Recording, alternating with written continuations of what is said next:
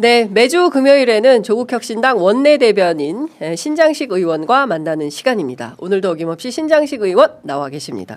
어서 오십시오. 네, 안녕하세요. 신장식입니다. 네, 어제 너무 많은 뉴스가 또 쏟아졌습니다. 그냥 대통령 선거 D-32일이기 때문에 차분히 선거 캠페인 취재하면 되겠구나 해가지고 포천까지 가 있었는데 느닷없이 파기환송 결정이 나와가지고 그때부터 또 마음이 부산해지기 시작했습니다. 역시 내란은 현재 진행형. 현재 진행형이죠. 안 끝난다. 안 끝났다. 네. 사실은 언제 끝나냐. 예. 일단 1차 진압했고 2차 진압 중인데 네. 1차에서 2차 진압 사이가 또 예측 불가능한 일들로 그냥 계속 이어지니까 사실은 법률가들이 이런 정치 비평 방송이나 언론 쪽에서 어떤 국민들에게 뭔가를 알리는 데 있어서 가장 유용한 점은 뭐냐면 법은 항상 법적 안정성을 중시하기 때문에 예측 가능해야 돼요. 근데 안 그렇잖아요. 그러니까 변호사들이나 법률가들이 나와서 이거 뭐 기존의 관례로 봤을 때 법리상 이럴 수밖에 없습니다. 얘기를 한 거를 다 뒤집어 다. 지금 다 틀렸어요. 예, 네. 아니, 틀린 게 아니라 우리가 틀린 게 아니라 그들이 틀린 거야. 그들이 잘못하고 있어요. 참 하루 전날 제가 뉴스아이킥이랑 인터뷰를 하면서 절대 파기환송 그 판결문을 쓸 수 있는 물리적 시간이 없다. 불가능하다라고 얘기를 했거든요. 썼네. 쓴 걸 보니까 네. 저는 절차상 말이 안 된다라고 생각이 되는 게 네. 실은 뭐 대법원 내부의 그 전원 합의체 규칙도 다 어긴 것으로 보여지고요. 네. 원래 전합체 한 달에 한 번 했고 그 다음에 전합체 하기 전에 열흘 전에 미리 공지해야 하고 네. 그 다음에 그 이전에 기록이 오면 기록을 다 이렇게 정사한다고 보통 얘기를 하는데 네. 6만 쪽 정도 되는 기록이 온 거거든요. 네. 근데 그거를 그 심리를 넘어오고 소부 배정하고 그날 바로 전합체 넘기고 그리고 기일을 한 달에 2번 잡고 이런 절차가 대법원 내부 전합체 규정에도 어긋나고 그리고 그동안에 6만 쪽을 어떻게 다 봅니까? 놀라운 능력을 가지신 분들인가요? 그러니까 제가 보기에는 이거는 그냥 결심한 거예요. 그냥 결심한 기록을 거예요. 보고 차분히 그러니까 우리가 아는 상식의 범주를 벗어난 불가능해요. 상황인 겁니다. 그런데 이것은 사실은 비상계엄 때부터 시작된 거죠. 아니 그러니까 그 헌재에서 니들이 윤석열을 날려? 그러면 대법원이 우리가 그럼 이재명을 날려줄게. 그러니까 이런 결심을 갖고 있지 않는다면 이루어질 수 없는 속도예요. 그러니까 법률상의 판단에 대해서 뭐 이렇다 저렇다 이러쿵저러쿵 저는 그것도 뭐 당연히 무죄라고 생각을 하지만 이러쿵저러쿵 말이 있을 수 있어 실체 판단에 대해서. 네. 근데 이 속도는 말이 안 되는 거예요. 네. 심지어는 심리불속행 기각한다라고 하는 아주 간단한 결정. 심리불속행 기각한다. 네. 한 줄짜리를 쓰는데도 보통 3개월이 걸려요. 최소한. 네. 그것 때문에 사람들이 답답해서 미치거든. 근데 어떻게 이 중대한 사건을 이렇게 하느냐. 조금 더 이렇게 들어가서 말씀을 드리면 네. 근데 이게 어디서 배워온 거냐. 미국에서 배워온 거거든요. 미국 얘기하더라고요. 샤치 슈나이더의 그 절반의 인민주권이라고 하는 책이 있습니다. 네. 거기에 보면 미국의 공화당이나 또는 미국의 정당들이 왜 이렇게 극단화돼서 대중을 신경 쓰지 않는다는 거예요. 어차피 기존에 자기들 표가 있으니까 예. 왜 대중을 신경 쓰지 않느냐. 특히 공화당 쪽 트럼프나 이런 쪽이. 왜냐하면 법관들이나 또는 장관들이나 또는 굉장히 중요한 의사결정을 하는 데다가 자기 사람들을 집어넣어 놓고 여기에서 의사결정을 하게 한다는 거지. 즉 국민들의 네. 절반은 주권을 이미 뺏겼다는 거예요. 그런 사법 관료들한테. 근데 그거를 그대로 지금 갖고 와서 우리나라 기득권, 사법 카르텔, 법복 귀족들과 보수 기득권층들이 국민들의 주권을 절반 이상 뺏어갖고 실은 그것이 물밑에서 눈에 안 보이게 이루어졌었는데 이번에 네. 내란으로 인해서 진짜 눈에 다 드러났다. 즉 썰물 때가 되면 누가 수영복을 입지 않고 수영을 하고 있었는지 누가 벌거벗고 수영했는지가 다 드러난다는 얘기가 있잖아요. 네. 그런 것처럼 이번 내란 사태에서 소위 사법 카르텔, 법적 카르텔, 보수 기득권층이 어떻게 대한민국을 쥐고 흔들었는지가 다 나오는 거다 지금. 네. 잘 됐다. 다 나온 김에 부조지답들 다 잡자.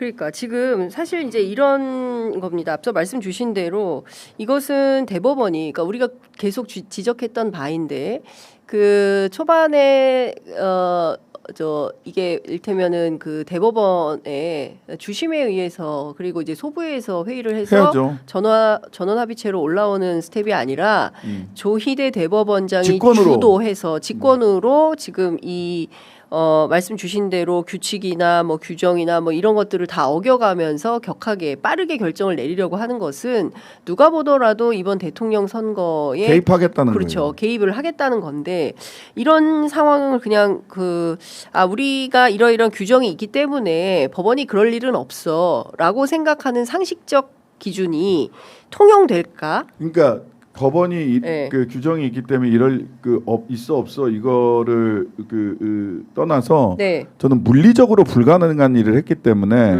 저희 법률가들의 추정은 네. 저 기록 다 안 봤다라는 거예요. 그렇겠죠. 예. 기록을 볼 시간이 안 된다니까요. 아니, 그러니까 그건 중요한 쟁점이 아닌 것 같아요. 네. 당연히 그건 안 받고 보지 않고 지금 보면 복부시잖아요. 그러니까 1심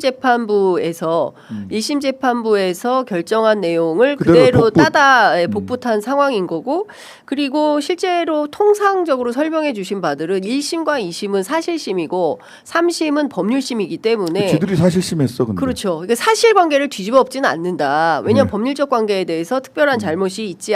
그러니까 설령 그렇다 하더라도 항소심에서 결정한 거를 뒤집어 엎지 않는다라는 거지 않습니까? 예, 그래서 보통 사실 예. 판단을 하려고 하면 예. 어떻게 하냐면 뭐 체증 법칙에 위반된다. 그러니까. 라든지 경험칙에 위반된다라고 네. 해서 그런 것조차도 이제 사실관계를 판단하면서도 외양은 법리를 검토한 걸로 외양을 그러니까. 갖추거든요. 예. 근데 어제 그 판결 보도 자료 이렇게 보면 그냥 사실 판단을 그냥 해버리더라고요. 그렇죠. 첫 번째 그래서 정말 김문기. 황당합니다. 예, 그렇습니다. 그리고 정치인들에 대한 거짓말의 처벌 기준을 이제는 피고인이 아니라 국민들, 그러니까 유권자의 관점으로 이것을 봐야 그건 이제 된다. 말하면 고의를 추단하는 거예요. 고의를 예. 사실 모든 범죄는 고의가 있어야 되는데 내가 거짓말 해야지라고 하는 고의가 있어야 되는데 네. 근데 지금 그 이전에 사실 이재명 전합체 판결이 한 번 더 있었잖아요. 몇 년 전에 6년 전인가 7년 전에 있었던 그때 확립된 2020년. 예. 그때 확립된 그 소위 당선 목적 허위 사실 공표죄에 대한 네. 법리도 다 뒤집었고요. 그렇죠. 얼마 전에 정읍시장인가요? 관련해서 또 이 그 정치인의 당선 그 선거 과정에서의 발언에 대해서 네. 허위사실 공표를 어떻게 판단할 거냐에 대한 것도 뒤집었어. 심지어는 그때 주심이 박성재였어요. 네. 예, 이번에 주심 소부에서 주심이었다가 전합체로 넘어가고 전합체에서 박영진? 예, 박영진. 예, 네. 예, 박성재래. 예. 하도 박성재는 법무부 장관이고 법무부 박영진 대법관. 예, 예. 그 자기 판단도 그냥 금세 뒤집었어요. 그러니까 이거는 뭐냐면 제가 보기에는 그냥 올리윤, 올리명, 예.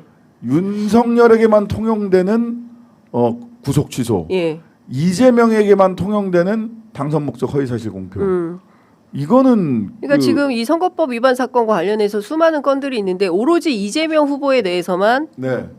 적용을 하고 있는 거잖아요. 다른 사건들은 관심도 없어. 그래서 이게 네. 이제 이런 속도 자체가 대선 개입이다. 네. 화가 나는 건 사실은 이거를 너무 그 뻔뻔하게 한다는 거예요. 주저함이 없어요. 그냥 막 해버리잖아. TV 생중계하고. 근데 여기 이제 판결 보도 자료에 보면 자기들도 이 속도가 되게 마음에 걸렸나 봐요. 그러면서 이렇게 빠르게 선거 관련 재판이 이루어진 사례가 해외에도 있다. 그러면 해외 사례를 예로 듭니다. 연방법원 미국. 미국 연방법원 네. 엘고와 부시에서 근데 그 사건은 얼마나 갖다 댈 게 없으면 사람들 국민들 속이는 건데 국민들을 진짜 뭘로 아나 모르겠는데 그게 뭐냐면 재검표 사건이에요. 재검표 사건. 네. 당선자를 확정하는 문제였어요. 그래서 대법원에 가서 3, 4일 만에 결정을 한다고. 근데 이거는 당선자를 확정하는 문제이기 때문에 빨리 확정을 해야 되는 문제잖아요. 근데 이거는 벌써 지난 대선에서 있었던 일이잖아요. 네. 당선자 확정의 문제가 아니라고. 그러니까 사례도 없는 거를 자기들도 마음에 걸렸지. 네. 빠르게 이렇게 속도 자체가 대선 개입이기 때문에 네. 이 속도에 대해서 변명하기 위해서 사례가 될 수 없는 걸 갖다 끌어다 붙였다고.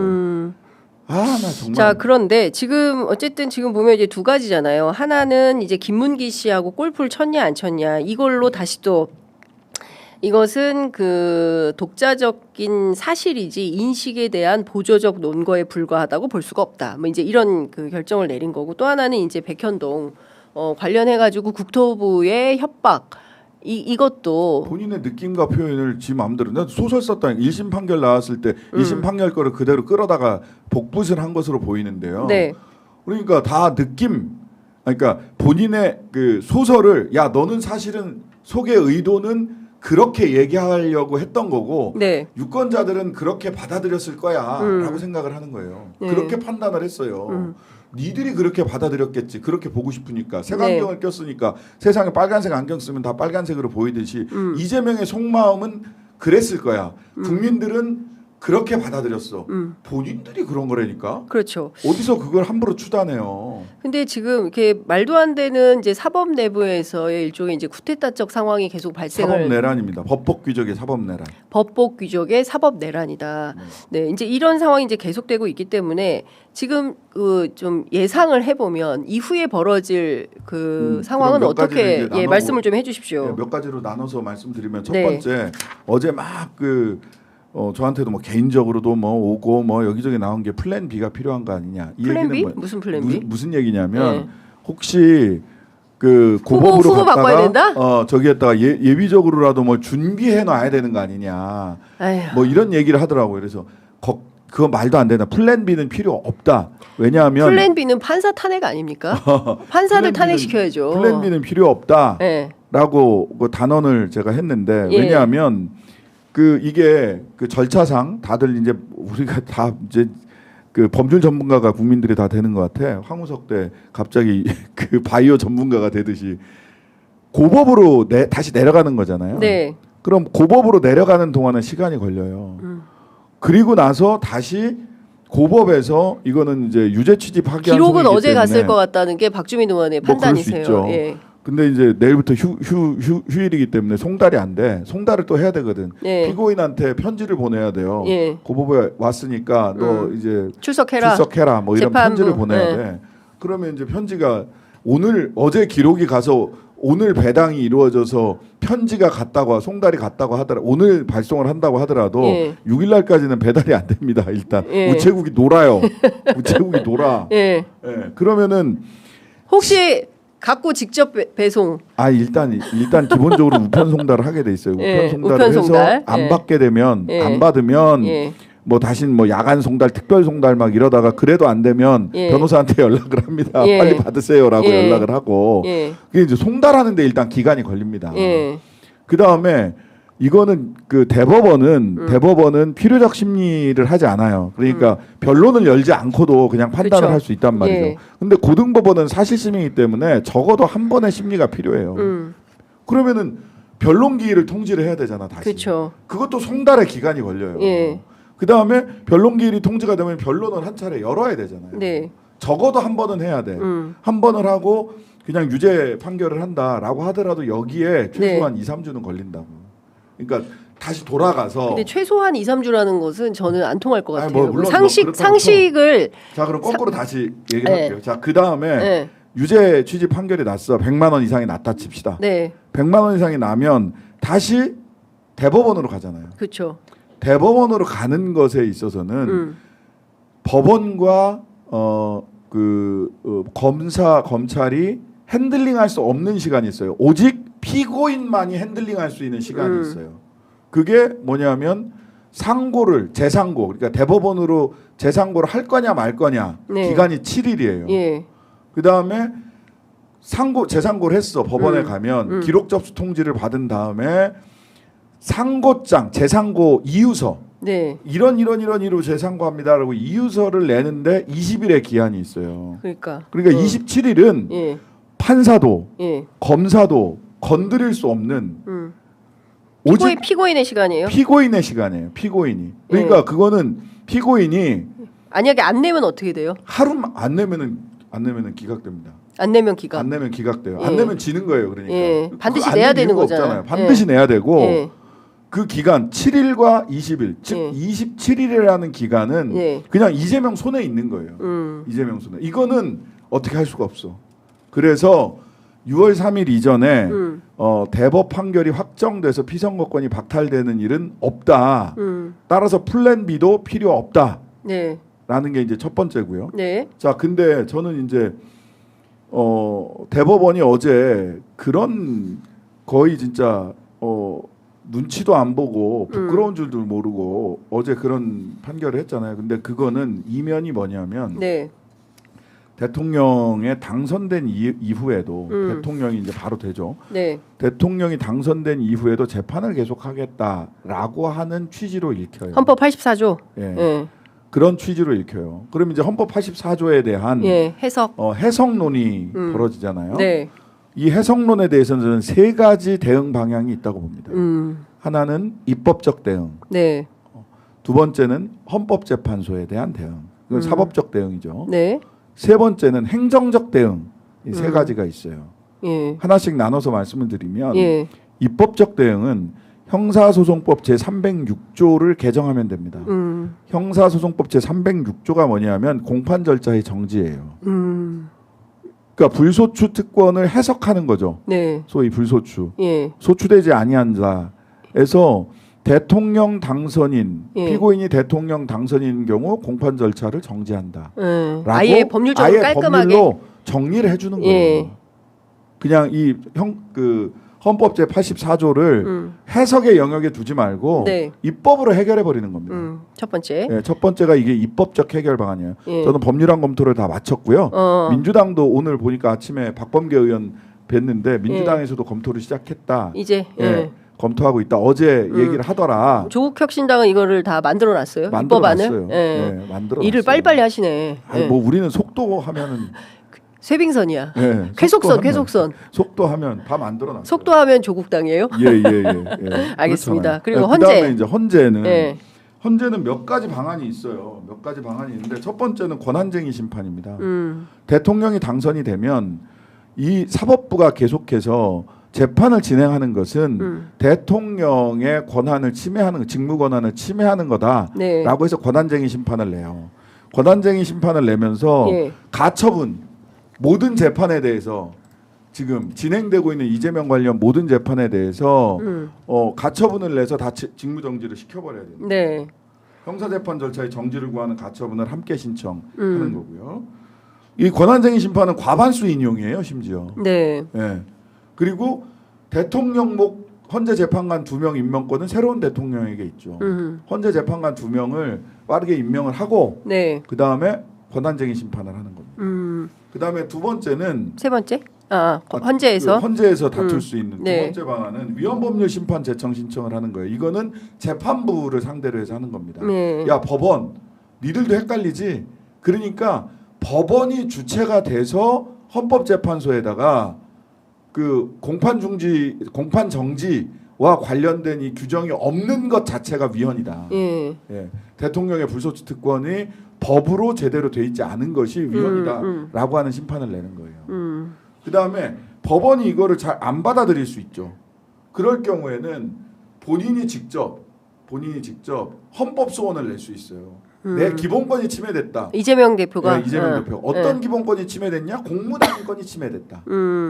내가 공직에서 대통령으로서 쭉 일할 수 있는 기본권이라면 공무단위권, 네. 대통령의 기본권. 예. 그러니까 권한쟁의 심판은 대통령의 직무 권한이 침해됐다라는 거고, 헌법소원은 권리구제형, 위헌심사형 헌법소원이라고 하는데 이 헌법소원은 공무단위권이 침해됐다. 이렇게 하다가 내가 만약 여기서 이 재판이 이렇게 해가지고 유죄 판결돼서 이렇게 되면 문제가 될 수 있으니까 네. 공무단위권이 침해됐다라고 해서 헌법 재판을 내면 됩니다. 그러니까 이게 사법적 방안이에요. 네. 마지막으로 행정적 방안이 있습니다. 뭐냐? 예. 네, 행정적 방안.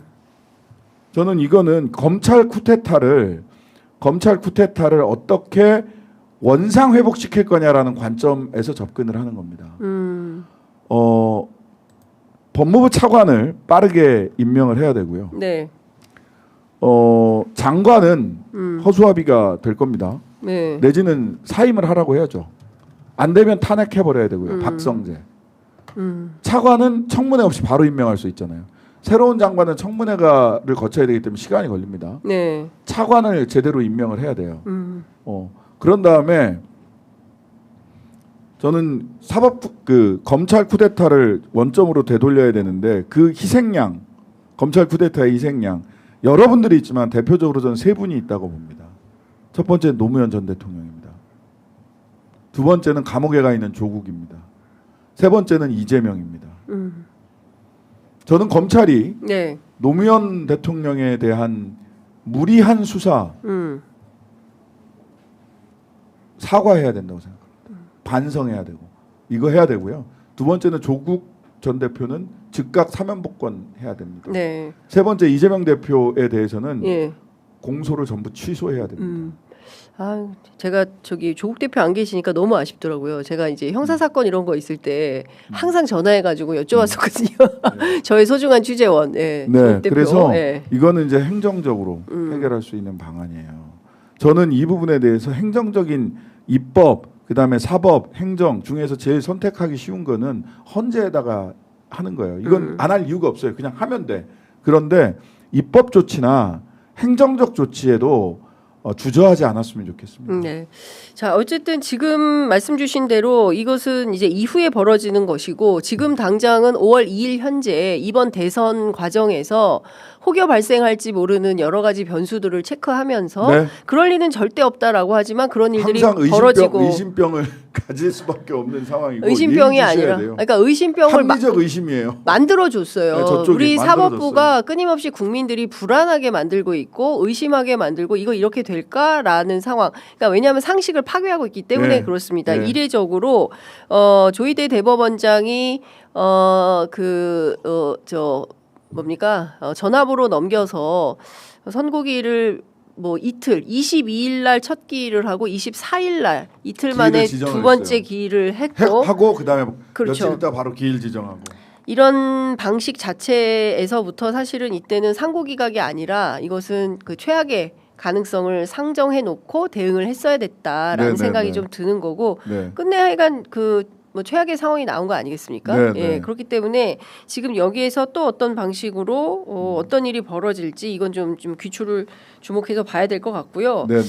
그 비슷한 얘기이긴 하는데 아까 이제 그 박주민 의원하고 내용은 좀 대동소이할 것 같긴 한데 네. 한덕수 총리 문제 관련해서 조국혁신당에서 고발을 했더라고요. 네, 오늘 지금 고발하고 온 거예요. 아 고발하고 오셨어요? 네, 벌써? 고발하고 온 거예요. 빠르다. 그새 고발하고 네, 오셨네. 고발하고 예, 왔어요. 예, 공직선거법 위반인데요. 예, 말하자면 출마 예정자가 기부행위 하면 안 되거든요. 네, 근데 한덕수는 출마 예정자 있잖아요. 누가 봐도. 그렇죠. 예, 출마 예정자가 개인 돈으로 어디에 기부했다고 그 총리실에서 또 광광거리고 다 홍보를 친절하게 했어요. 알려줬어요. 다 예, 알려줬어요. 예. 공직선거법 위반입니다. 선거법 위반이다. 예, 예. 근데 이게 출마 선언은 오늘 하잖아요. 잠시 뒤 출마 10시에. 선언을 언제 하느냐의 문제가 아니고 예. 출마 예정자는 출마를 하기로 맘먹은 사람, 출마 예정자로 보일 만한 행위를 쭉 한 사람들은 출마 예정자예요. 공직선거법. 근데 선언하지 않았고 상관없어요. 나는 그때는 그 대통령 권한대행으로서 상관없어요. 근데 왜 사비로 했어? 한 거다. 아 그러니까 그렇게 항변하겠지. 예, 근데 그렇게 누구나 주장하겠죠. 다 출마 예정자로 다 알고 있었어요. 아니 예. 생각해 보세요. 그러면 대한민국의 수많은 기초의원, 광역의원, 국회의원들이 전부 다 국회 소통관에서 출마 선언 하나요? 아니에요. 출마 예정자로서 행위를 하면 출마 예정자입니다. 네. 심지어는 1년 전, 2년 전에도 출마 예정자로 분류돼 가지고 여러 가지 고초를 겪는 경우도 있어요. 네. 아니 저기는 뭐야? 이재명 대표가 골프장 뭐 무슨 발언할 때는 출마 선언 했나요? 안 했을 때예요. 그냥 출마 예정자로 분류돼 있는 거예요. 네, 그때도. 예, 예. 알겠습니다. 그러면 이 공선법 위반 사건에 대해서 이제 사건 배당해서 수사를 이제 시작을 해야 되는 국수본에다가 거고. 오늘 고발했으니까 예. 수사해야지. 예, 국수본에서 이제 수사를 할 것이고 네네. 중요한 것은 지금 어젯밤 사이에 최상목은 그 사이에 또 예, 그만두고 이거 사퇴해 얼마나 버렸어요. 골 때리는 줄 아세요? 예. 어제 4시에 한덕수가 예. 사퇴한다고 담화문 냈잖아요. 그쵸. 냈는데 네. 그 결재 사인을 예. 어젯밤 12시로 한 거예요. 그러니까 저는 이게 문제인 것 같은데. 네, 어젯밤 예. 4시에 즉시 사실은 사인 다 결제까지 다 예. 해놓고 네. 또는 동시에 하고 본인이 이렇게 하겠습니다라고 얘기를 했어야 되는 거예요. 그게 맞죠. 네. 근데 결제를 그렇게 한 거예요. 그러니까 그 사이에 그 최상목의 사표를 수리할 수 있는 권한이 한덕수에게 어젯밤 밤 12시까지는 한덕수에게 권한이 있었던 겁니다. 사표를 수리를 하고 그래서 알뜰하시네. 최상목이 먼저 사표 수리가 된 거예요. 최상목 사표 최상목 그의 수리하고 공무원으로서의 직무가 예. 먼저 어제 22시 28분에 사표를 냈다고 했고 48분에 수리가 됐어요. 수리가 됐어요. 그리고 48분은 우리가 43분. 우리가 투표하던 중이었거든요. 43분에 수리가 됐어요. 예. 예. 탄핵 투표하고 있던 중이었거든요. 그러니까 그래서 53분에 면직 통보가 왔으므로 탄핵 소추 대상자가 없어서 투표를 중지한다라는 개표만 의장의 못했을 그 개표만 투표는 다 하고 다 했어요. 예, 개표만 못 하고 예, 그래서 개표를 못 하게. 그렇게 통상의 협상이 중요하다, 관세 협상 책임지겠다 했던 한덕수 총리, 최상목 부총리 무책임한 자들 이렇게 그냥 나가버린 거예요. 무책임한 입으로는 자들. 뭐 이 관세 협상이 얼마나 중요한지 아느냐, 국익을 위해서 엄청나게 봉사하겠다. 중요하지. 베센트 그 네. 미국 재무장관이 재무장관. 그렇게 얘기했잖아. 네. 선거에 하려고 속도를 내고 있다. 그 기자들이 그렇게 물었잖아요. 지금 빠르게 니네 관세 협상 한다는데 그 빨리 되겠냐? 야 걱정하지 마. 쟤들 선거 때문에 우리랑 협상 빨리 할 거야. 이렇게 얘기한 거예요. 그렇습니다. 그럼 공식적으로 부인을 하든지 부인도 못해. 부인도 안 하고 그냥 자리 박차고 나갔잖아요. 결과적으로 둘 다 자리에서 물러나게 된 거예요. 그렇죠. 한 명은 자발적으로, 한 명은 뭐 자의반 타의반.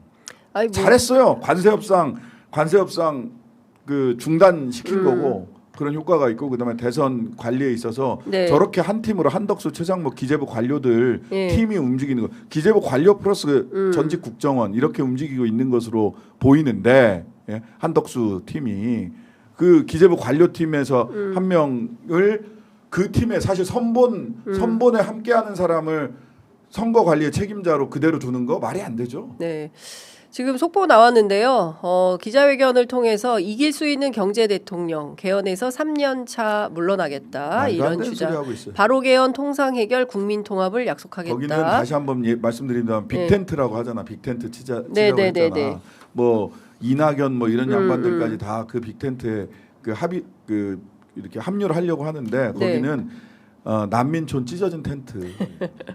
알겠습니다. 네. 하여간 좀 안심하고 저는 사실 이번 대통령 선거는 지난 비상계엄 때문에 이 내란의 복판에서 많은 국민들께서 상처를 받으셔서 이번 대선만큼은 좀 국민들의 축제와 같은 그런 대통령 선거 분위기가 되어야 한다라고 생각을 했는데 오판했어요. 그게 아니라 끝까지 촉각을 곤두세우고 혹시 발생하지 모를 만일의 사태를 생각하면서 기민하게 국민들도 기민하게 대응하고 행동해야 되겠다라는 생각이 좀 듭니다. 여하튼 주말에도 놀 수 없고 예, 계속 뉴스나 미디어를 좀 지켜보셔야 될 것 같습니다.